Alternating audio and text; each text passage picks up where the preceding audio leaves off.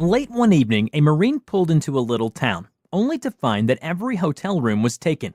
When he finally got to the last hotel, he pleaded to the manager, "You've got to have a room somewhere, or just a bed, I don't care where." "Well, I do have a double room with one occupant, a Navy guy," admitted the manager, "and he might be glad to split the cost. But to tell you the truth, he snores so loudly that people in adjoining rooms have complained in the past. I'm not sure it'd be worth it to you."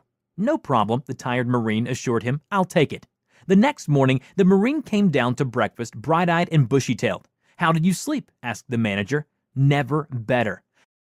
The manager was impressed. "No problem with the other guy snoring, then?" "Nope, I shut him up in no time," said the Marine. "How did you manage that?" asked the manager. "He was already in bed, snoring away when I came in the room," the Marine explained. "I went over, gave him a kiss on the cheek, and said, 'Good night, beautiful,' and after that he sat up all night watching me."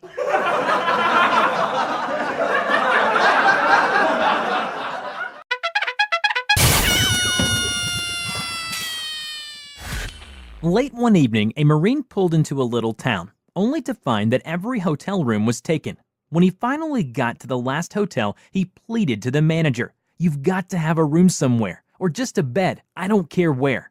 "Well, I do have a double room with one occupant, a Navy guy." "No problem," the tired Marine assured him. "I'll take it."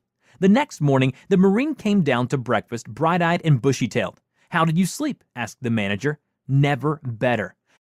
The manager was impressed. "No problem with the other guy snoring, then?"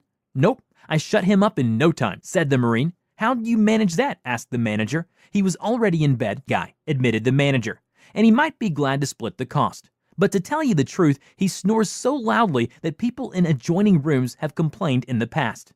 I'm not sure it'd be worth it to you."